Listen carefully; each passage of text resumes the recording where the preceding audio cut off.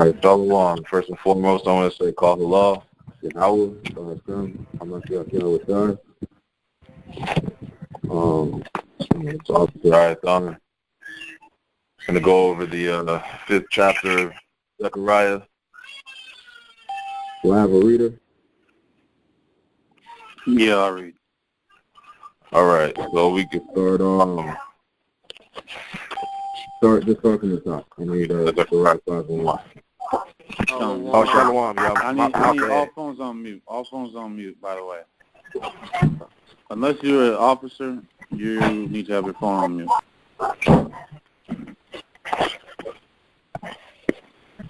All right. So Zechariah chapter 5, verse 1. It says, "Then I turned and lifted up mine eyes, and behold, and looked, and behold, a flying roll." So Zechariah looked and he saw a flying roll. It's like a scroll. A lot of people use this verse to talk about chariots. This is not a chariot precept or scripture. This is about an actual scroll. Go on. Yeah, and it's going to tell you, it's going to prove it's not a so-called UFO, right? But let me keep going. It says, and he said unto me, "What seest thou?" And I answered, "I see a flying roll. The length thereof is 20 cubits, and the breadth thereof 10 cubits. Go on. Then said he unto me, This is the curse that goeth forth over the face of the whole earth." So, like I just said, the flying scroll was a representation of the scriptures, over the earth, which, this it's saying this is the curse that goes forth. It's talking about, the judgment. And let's see. Yeah, go ahead and read on to verse 4. And that just proves that it's talking about a chariot, because how is a chariot the curse that goes forth over the whole face of the earth? It says, "For everyone that stealeth shall be cut off as on this side according to it. And everyone that sweareth shall be cut off as on that side according to it." That's right, read on. Yeah, keep going. "I will bring it forth, saith Yahweh of hosts, and it shall enter into the house of the thief, and into the house of him that sweareth falsely by my name. Uh-huh. And it shall remain in the midst of his house, and shall consume it with the timber thereof and the stones thereof." Keep on. Verse 5, "Then the angel that talked with me went forth and said unto me, Lift up now thine eyes, and see what is this that goeth forth.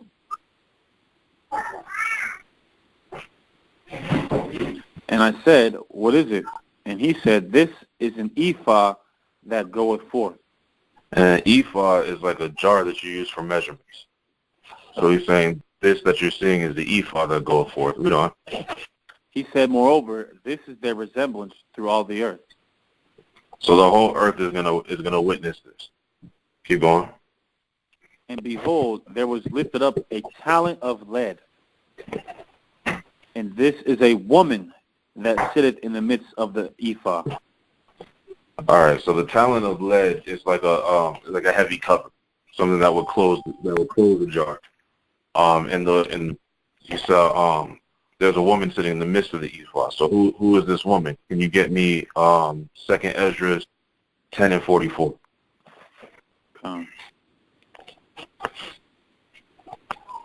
This is the book of 2nd Ezra, chapter 10, verse... Oops, my fault. It's all good. The book of 2nd Ezra, chapter 10, and verse 44. It says, "This woman whom thou sawest is Zion." So this woman that thou sawest is Zion. The woman that's being referred to in Zechariah is Zion. Go back to Zechariah 5. Go ahead and read from 8. I got a precept real quick, too, just to prove that Israel is likened unto a woman. This is Jeremiah 6 and 2. It says, "I have likened the daughter of Zion to a comely and delicate woman." So that's another one you can use right there. Perfect. Let me go right back to Zechariah 5. It says, Zechariah 5 and 7. "And behold, there was lifted up a talent of lead, and this is a woman that sitteth in the midst of the ephah. And he said, this is wickedness. So the wickedness, Salakia. The wickedness is what got Zion cast into the ephah. Go ahead, read on. Khan. And he said, this is wickedness, and he cast it into the midst of the ephah. And he cast the weight of lead upon the mouth thereof. So the weight of lead, is what seals everything inside the jar, the ephah.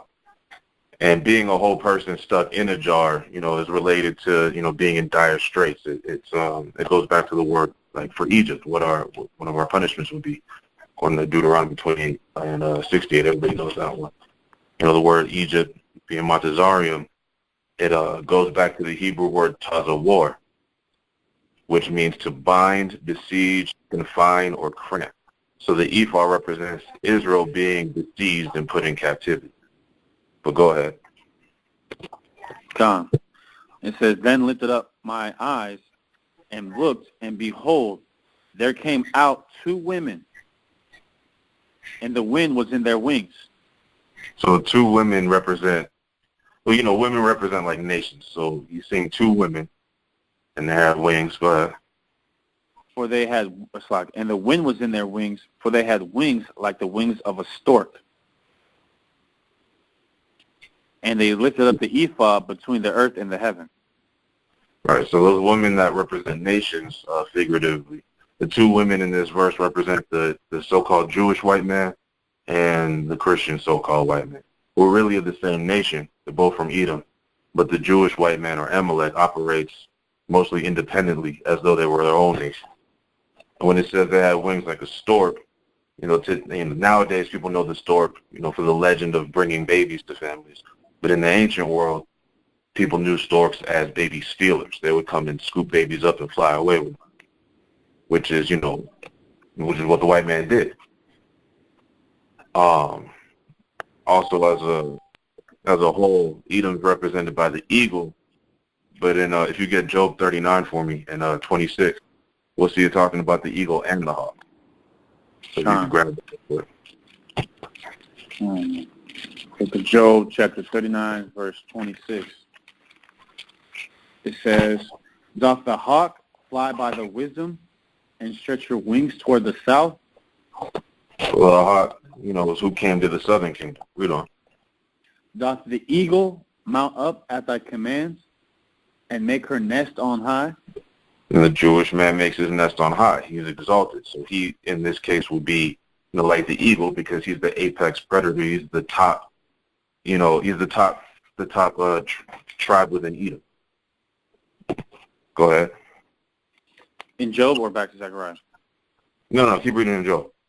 It says, she dwelleth and abideth on the rock, upon the crag of the rock and the strong place. From thence she seeketh the prey. Keep going. Finish that verse. From thence she seeketh the prey, and her eyes beholds afar off. All right, so the fake Jews sit in like a lofty place. They're elevated. They're on high, and they look down at their prey just like an eagle would. While other white people come down and catch us like hawks. How the hawks will swoop down and catch their prey. The scientific term for a hawk is Interceptor gentilis, meaning seizing Gentile. The other white people besides the Amalekites were the seizing Gentiles who physically took us, while the so-called Jewish man sat back and he planned and financed the whole thing, the whole transatlantic slave trade, and benefited the most from it. So that's how they relate to the hawk and the eagle. And just for brothers that didn't hear it, what was the scientific name for the hawk? The scientific name for the hawk is seizing gentilis. Interceptor gentilis, which means seizing gentile. Gentilis. Which means the seizing Gentile, because that's what they do. That's exactly what they do. They swooped down, they seized us, and they took us into captivity. And like it said in verse 29 in Job 39, from thence they seek the prey, and her eyes behold afar off. from sitting on high, they seek out. From on high, they look for us and they plan everything out. Should we read verse 30 for you? You said read verse 30? Yeah, in Job 39. This is Job 39 and 30. Her young ones also suck up blood, and where the slain are, there is she. That's right. And the Amalekites, it's common knowledge now, and they're actually kind of infamous for it. When they do their circumcisions, they actually suck the blood off the rod of the baby. And as far as what it says about where the slain are, there is she. Anytime, there's dead Israelites, the white man's got his hand in it some kind of way, most likely the Amalekites. From whether it's, who killed us to who influenced us to kill each other or who gave us the means to kill each other, they always got their hands in it. So where the slain are, there is she. Go ahead back to Zechariah chapter 5. Zechariah chapter 5. Read 9. Read 9. Verse 9. It says, Then lifted I up mine eyes and looked, and behold, there came out two women, and the wind was in their wings. They had wings like the wings of a stork. And again, those two women were the Christian white man and the Jewish white man. Slaki, go ahead. And they lifted up the ephod between the earth and the heaven. Then said I to the angel that talked with me, Whither do these bear the ephod? So they lifted up the ephod between the earth and the heaven, basically put it on display for the whole world to see. And then he asked, read 10 again. So then I said to the angel that talked with me, Whither do these bear the ephod? So he's asking them where are they taking the ephod, because these wings, or these wings, these birds are basically taking the ephod with the woman inside of it and flying off with it. So he's saying where are they taking the ephod. Go ahead and continue. Verse 11, and he said unto me, to build it in house in the land of Shinar. So he's going to build it a house in the land of Shinar. Shinar is the land where Babel or Babylon is. So this is about them taking us into captivity in Babylon. Go on. And it shall be established and set there upon her own base. Right, so there will be established and set on our own base. And the word base there isn't like a base or basement. Basically, it's like set on a pedestal. Basically, we're going to be like a spectacle here in America, which is Babylon.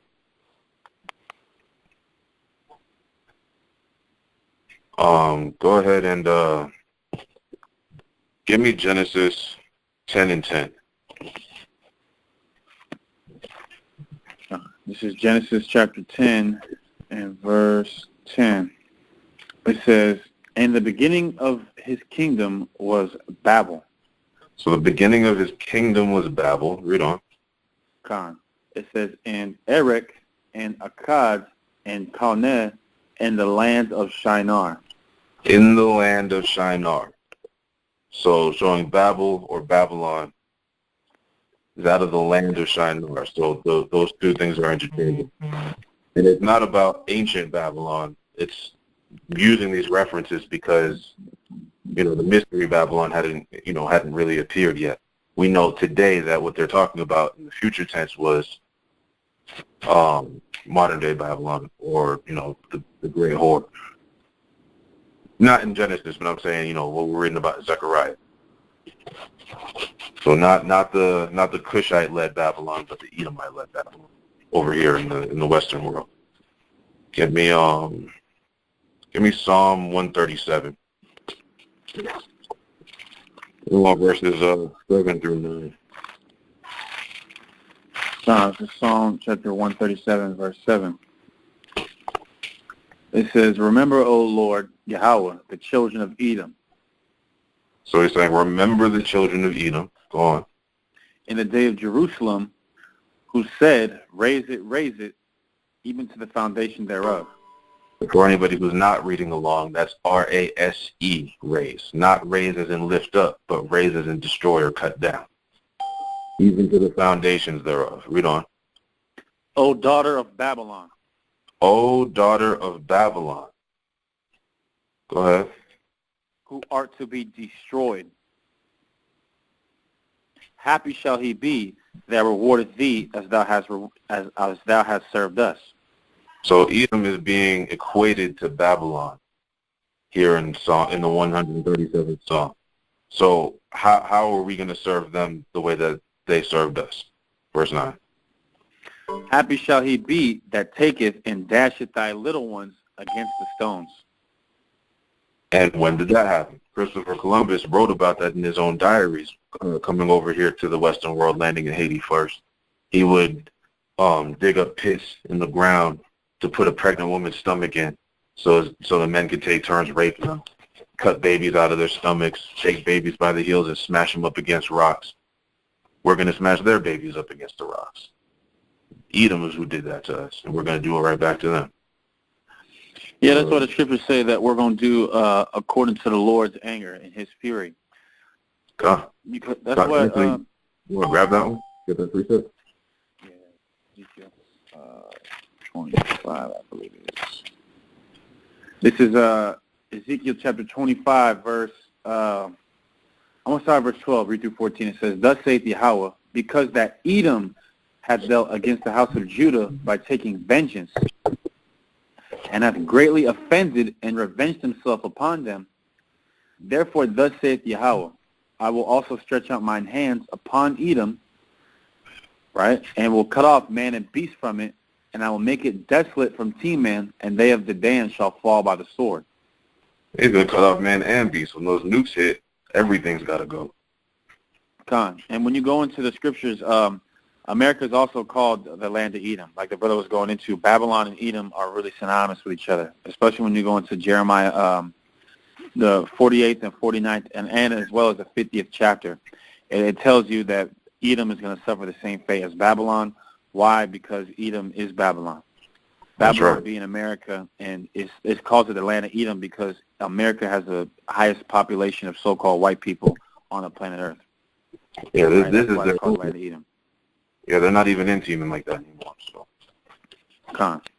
It says, and I will lay my vengeance upon Edom by the hands of my people Israel. That's happy shall I be that taking and dash thy little ones against the stone, because the Most High is not going to dash the little ones against the stone himself. He's going to use the nation of Israel to do it. It That's says, right. And they shall do in Edom according to mine anger and according to my fury, and they shall know my vengeance, saith Yahweh. So we're going to do, because the Most High is even more angry than we are. Scriptures say the Most High is angry with the wicked every day. That's right.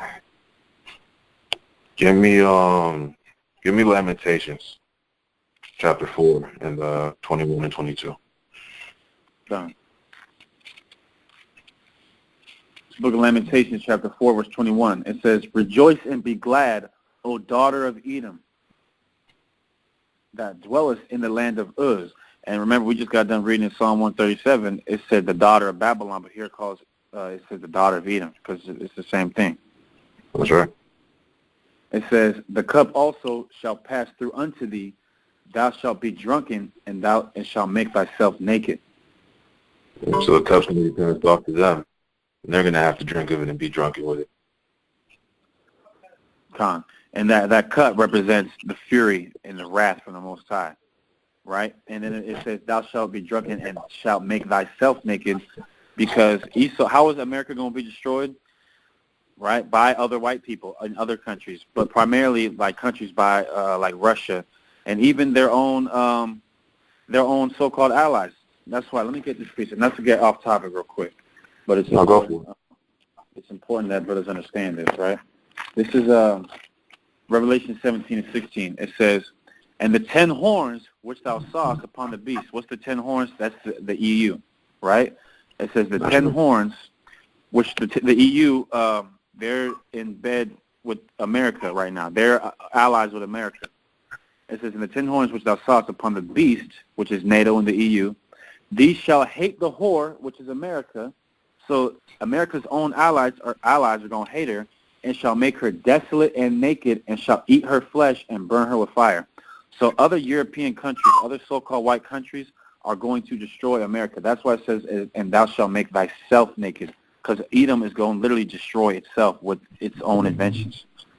That's right. That's why you also read Psalm 37. It says that the arrow of the wicked is going to pierce its own heart, right? And you also go into there's this picture. I think it's like the snake swallowing its own tail, and that's what the so-called white man is, a snake that's going to devour its own self. But I'm going to keep going. Verse Lamentations 1:22. Go ahead. Well, before you keep going, the arrow piercing his own heart. I mean, we know the arrows in the scriptures a lot of times refer to the missiles. Yeah, and this is the heart of where Esau is. Yeah, so, right. And real quick, in Jeremiah 25:15, it says, "For thus saith the Lord God of Israel unto me, take the wine cup of this fury at mine hand, and cause all the nations to whom I send thee to drink it." So that's just to clear up, what the brother just brought out about the cup being of the Lord's fury. Yep, that's right up. Verse 22. Okay, go ahead. Yeah. It says, "The punishment of thine iniquity is accomplished, O daughter of Zion. He will no more carry thee away into captivity." So he's not going to carry us away into captivity again like the vision of Zechariah. Read on. And that just proves that this is our last captivity here in America. It says, That's right. "He will visit thine iniquity, O daughter of Edom. He will discover thy sins." That's right. So Edom's going to have to pay for all the transgressions that they did. Everything that they did against God's chosen people, they're going to have to pay for that and get to that cut. So, that's kind of a short chapter. But if anybody's got any precepts, feel free. I got Go for it. Psalm chapter 10, like referring back to what you said about the eagle and how they sit upon high and, basically hiding themselves. Come. Psalm chapter 10, verse 8. "He sitteth in the lurking places of the villages. In the secret places doth he murder the innocent. His eyes are privily set against the poor." I mean, we see that on a micro level too. You drive down the street and cops hiding off in like little alleys and cuts and behind bushes and stuff, just waiting to catch somebody. But outside of that, on a scale, that's the way the eagle hunts. They watch you where you can't watch it.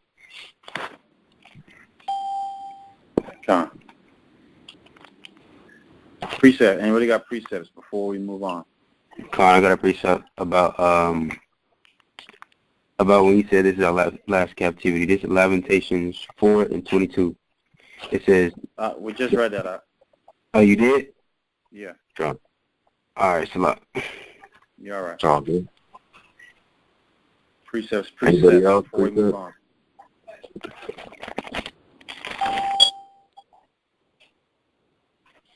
All right, we'll move on. Is that it on your lesson, Ahyathan? Yeah, that's it. If you got anything, I think I got something. I kind of want to go into it.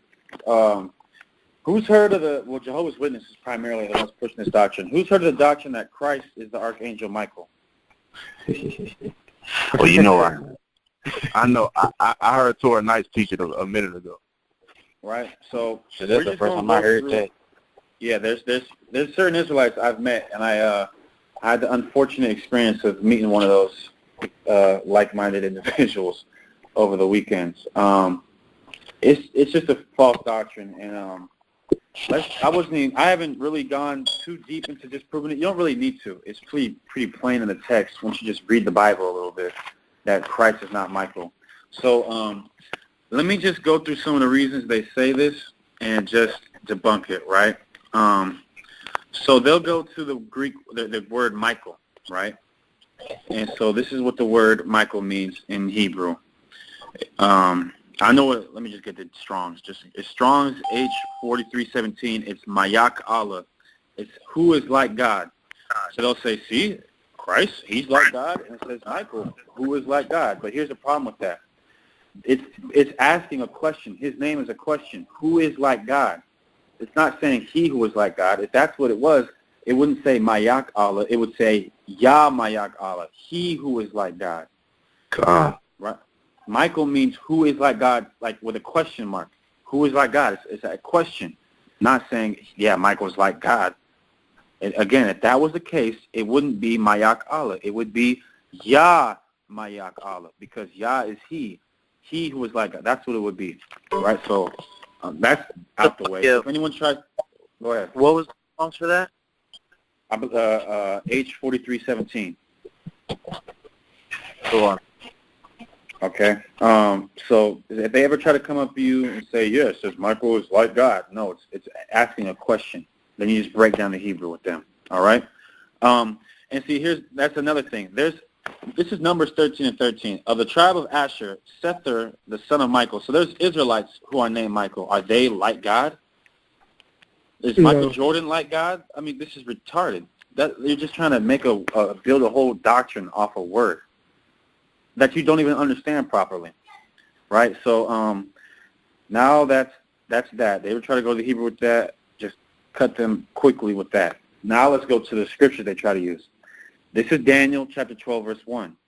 And I need a reader. I need someone to get Revelation 12 and hold I'll on. get it.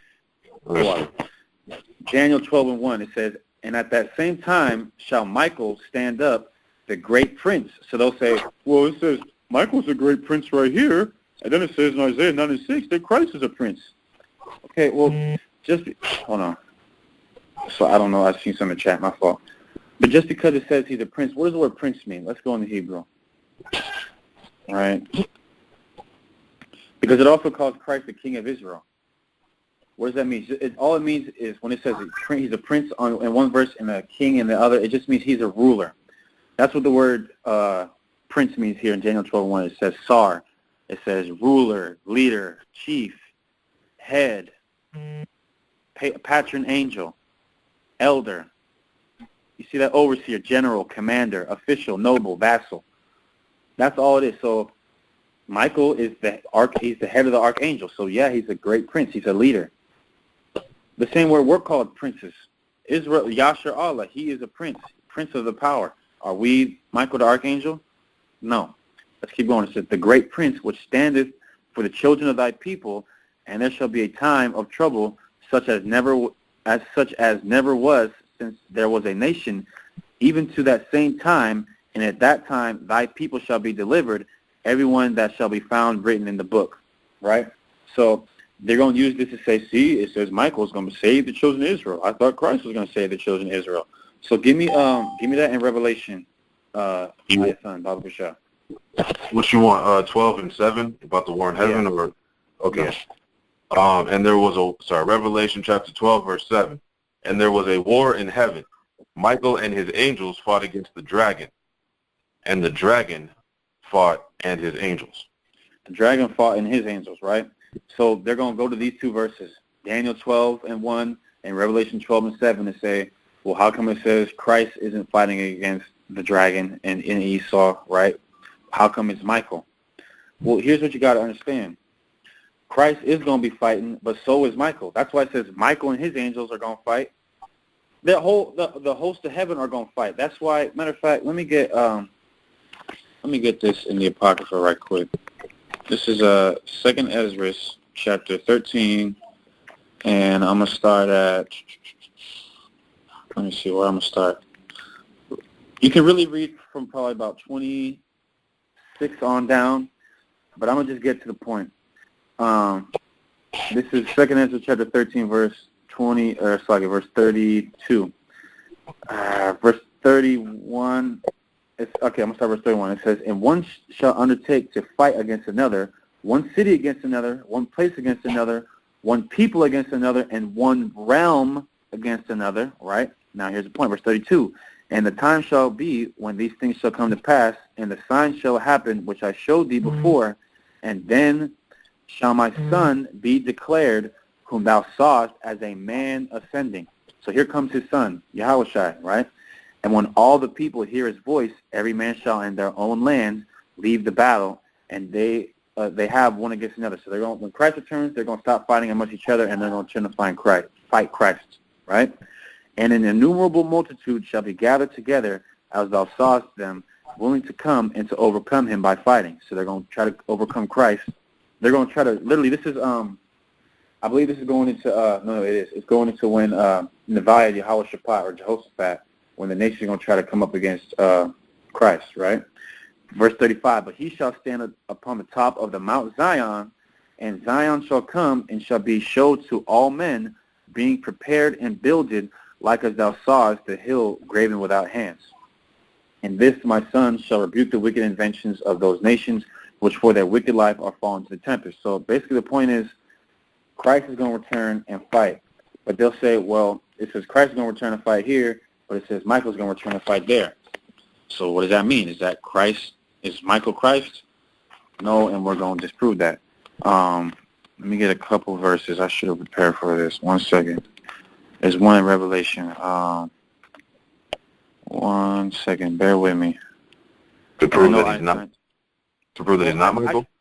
No, but there's a scripture in Revelation where, remember, the angel goes up to Christ and says, "Cast the hammer and the sickle," or something like that. Now is the time come. Didn't you say Revelation 5 and 6 or something like that? Yeah, I know that too, but I'm trying to get a specific verse. That's a cut as well, but 1 second.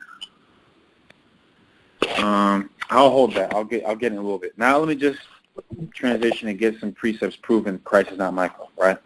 This is Hebrews chapter 1, verse, where I'm going to start.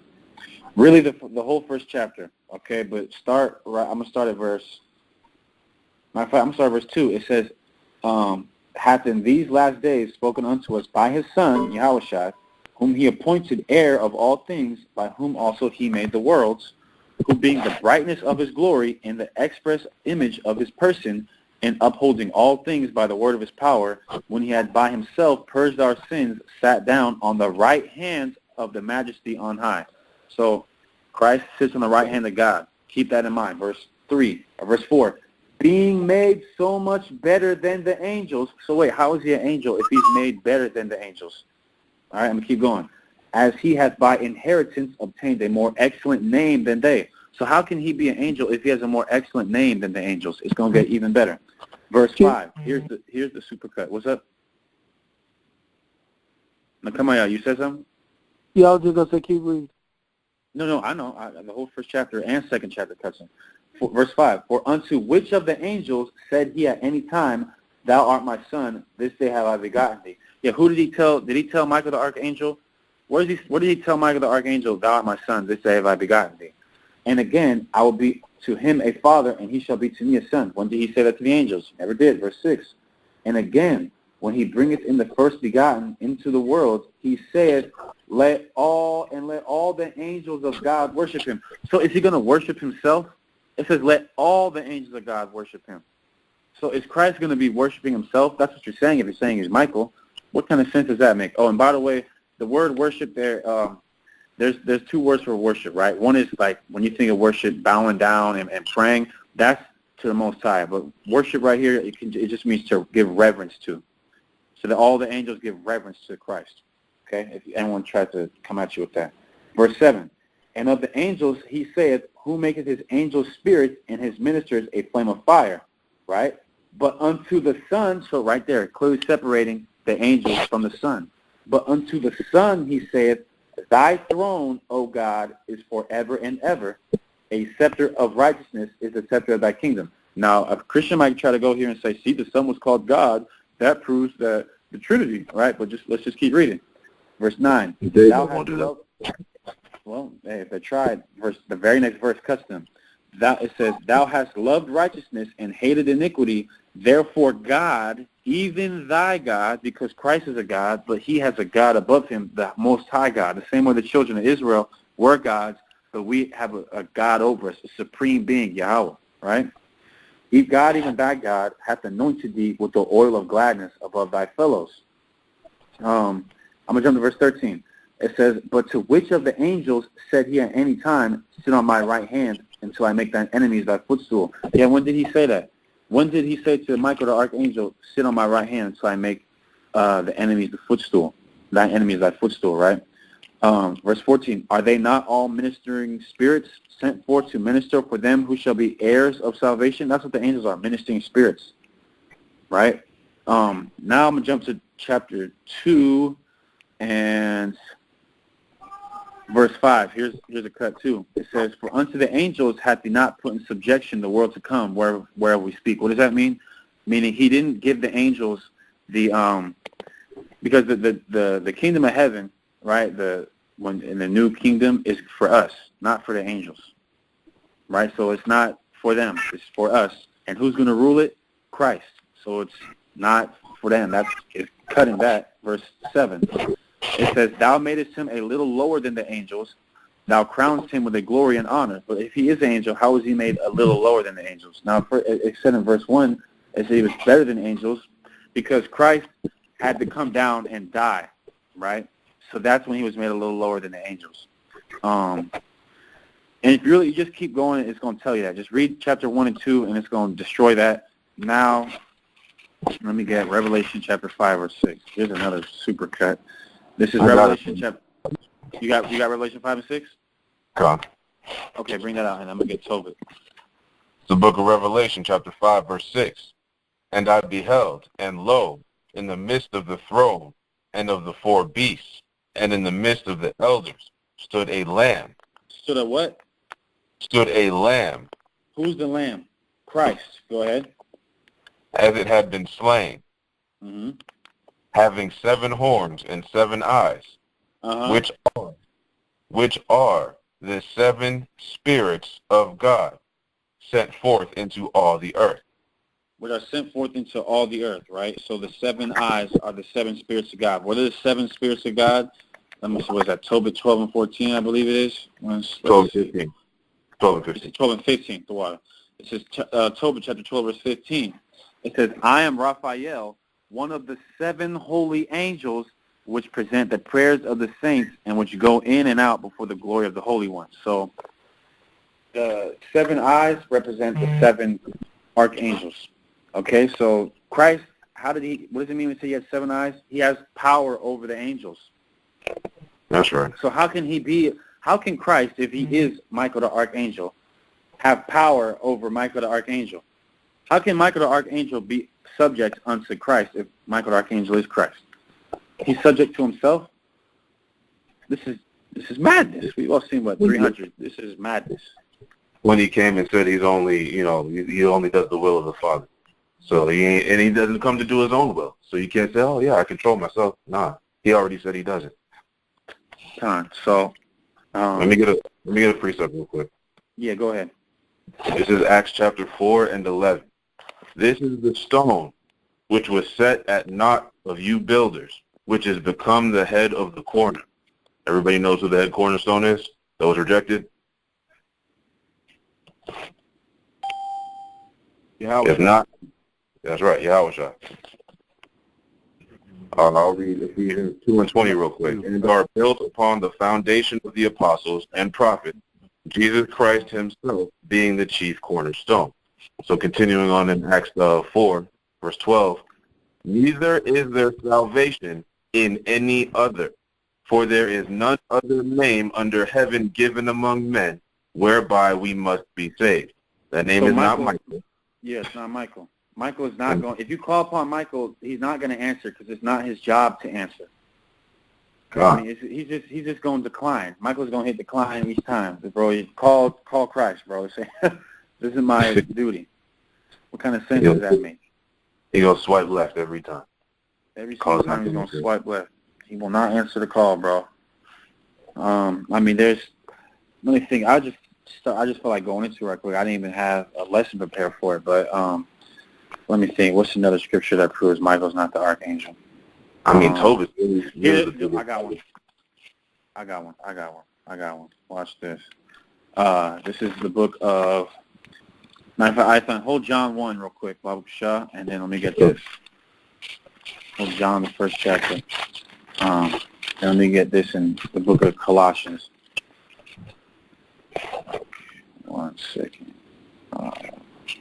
Bear with me. Let me get this Colossians. All right, here we go. This is the book of Colossians, chapter 1, verse 15. "Who is the image of the invisible God, the firstborn of every creature. right? That's talking about Christ. That's a cut proving that the Trinity's false because it said he's a creature. What is a creature? A creation. Verse 16. For by him were all things created. By Christ, all things were created that are in heaven, are not the angels in heaven, and that are in earth, visible and invisible, whether they be thrones or dominions or principalities or powers, all things were created by him and for him. So Christ created Michael. How the hell is Christ Michael when he created Michael? Come on, man. Get John, the first chapter was not anything that he didn't create it. You know what I want? Verse 3, all things were made by him. Yeah. Okay, this is John 1 and 3. All things were made by him, and some things. all things were made by him. That would include Michael the Archangel, so all things were made by Christ. Right now, let me just preface this, right? The same way if, let's say, if Ahyathan owned a construction company, and let's say I was an employee under the construction company, and Ahyathan told me to go build a house, and I built the house. Now, I built it, but who would get the credit? Ahyathan, because he gave the order. The same way the Most High gave the order to Christ, right? He created Christ, then gave Yahushua the order to go build everything else, go create everything else. So when I say, in the scriptures say, Christ created everything, and then in other scriptures will say the Father created everything, it's because the Father gave the order to the Son, and the Son did what he was told, right? That's all that means. But read it again. And that's actually a good analogy. We're talking about building a house. You know, it would be like Yahweh would be the architect, Yahushua would be the foreman, and the rest of the angels would be the workers. That's right. And just because you actually put, the drywall up, nobody's going to say, oh, yeah, the angel Raphael did it. No, he did it under order of Yahushua by design of Yahweh. That's right. So, and another example of that is who's credited with killing 6 million so-called Jews? Hitler. Now, did he kill 6 million Jews himself? No, but he gave the orders to do it, and sure, the people under him executed those orders. The same way Christ is subject to the Father and followed the orders of the Father, which was to do his will, which in this case was to create everything else. Right? So read it again, Baba Kasha. Come on. John 1 and verse 3. All things were made by him, and without him was not anything made that was made. And no one's going to argue Michael was made, right? So Christ created Christ created Michael the Archangel. That is period, point blank. There's no getting around that. Let's see, what is another one I want? Now, if brothers got precepts, go right ahead.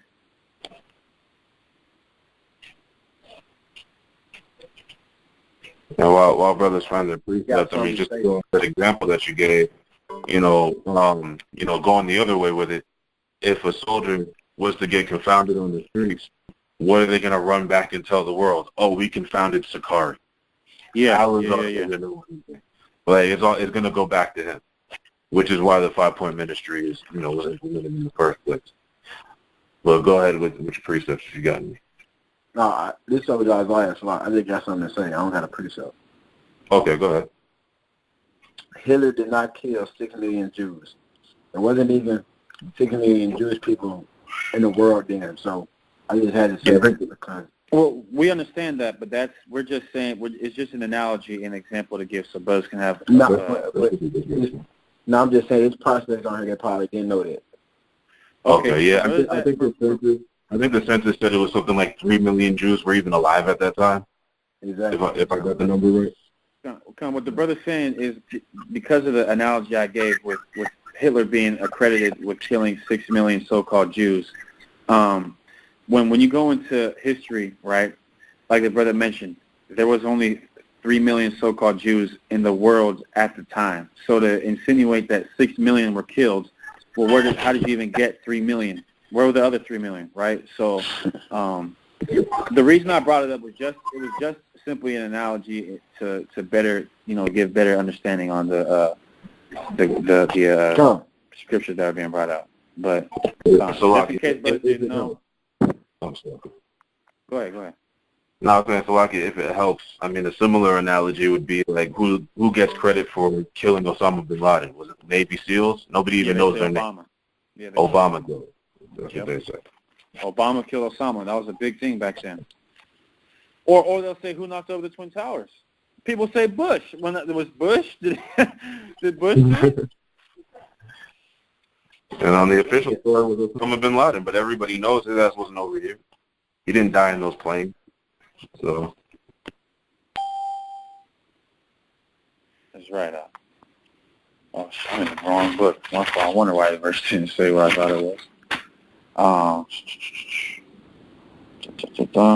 I mean, that's pretty much it on Michael the Archangel. I hope. Well, brothers, do you think that do you want me to go in a little bit more, or do you think that suffice? I mean, you went in, bro. Okay. Let's see. What time are we at? Okay. How about you get Revelation 12:5, and I'll bring out Daniel 7. Okay. Oh, matter of fact, that's a good idea. This is Daniel chapter 12, verse 5. It says, "And she brought forth a man-child who was to rule all nations." You said Daniel. Oh, my fault. No, you're reading in the you're reading the right place, but you called it Daniel. It's Revelation. No. Wait. Oh, man, it's a lot. I told you this was to go to Daniel. All right. Revelation chapter 12, verse 5. "And she brought forth a man-child who was to rule all nations with a rod of iron, and her child was caught up unto God and to his throne." This is Yahushua. That's right. And then Daniel chapter 7, verse 13, it says, "I saw in the night visions, and behold, one like the Son of Man came with the clouds of heaven, and came to the Ancient of Days, and they brought him near before him. And there was given him dominion and glory and a kingdom, that all people, nations, and languages should serve him. His dominion is an everlasting dominion, which shall not pass away, and his kingdom that which shall not be destroyed." So yeah, Yahushua is that man-child. And that's that's him being caught up under, you get it. And this, I found the verse I was looking for. Salakia. This is Revelation chapter 14, I'm going to start at verse 14. "And I looked, and behold, a white cloud, and upon the cloud one sat like unto the Son of Man." Who is this? Hamashiach Yahushua. "Having on his head a golden crown, and in his hand a sharp sickle." Now, this is such a cut for the Christian church. I don't mean to sidetrack, but if Christ loves everybody, why does he have a sharp sickle in his hands? Why doesn't he have a teacup in his hand, or you know what I mean, or a rainbow? There's nothing in there. Just open arms, ready to hug everybody. Right, he's sitting on a throne. Like, come on, man. Verse 15. "And another angel came out to the temple, crying with a loud voice to him that sat on the clouds, Thrust in thy sickle and reap, for the time is come for thee to reap, for the harvest of the earth is ripe." What does that mean? An angel is literally going to come to Christ and tell him, look, it's the time for you to return, right? Verse 16, "And he that sat on the cloud thrust in his sickle on the earth, and the earth was reaped. And another angel came out of the temple, which is in the heaven, he also having a sharp sickle. And another angel came out from the altar, which had power over the fire, and cried with a loud cry to him that had the sharp sickle, saying, Thrust in thy sharp sickle, and gather the clusters of the vine of the earth, for her grapes are fully ripe." So who's going to be doing that? When you read, what is that, Matthew the 13th chapter, it says, wait, the wheat and the tares, right? Who's going to be doing the reaping? The angels, right? So the angels are going to be doing the reaping, but then Christ himself, and this is a cut, I just want to bring this out because this is a cut to disprove that Trinity nonsense. If Christ is God and God's all-knowing, then how come Christ doesn't know when he's returning? But the point of this is, Michael is never, where the hell is Michael prophesied to do any of this? To go reap and the Son of Man, come on, bro. Like, when is Michael ever referred to as that? Never. As a matter of fact, let's see. Should I go next class, Hakeem? Do you want to go into debunk for the Trinity or continue on those 37 scriptures that Christians try to use to prove we're under the new that we don't have to keep the law? What do you think would be 37. Trinity. I got a class on you debunking the Trinity. Oh, well, then I guess we'll go into the 37 scriptures. All right. But brothers got questions, or matter of fact, precepts, then questions. It's through the spirit you're going through those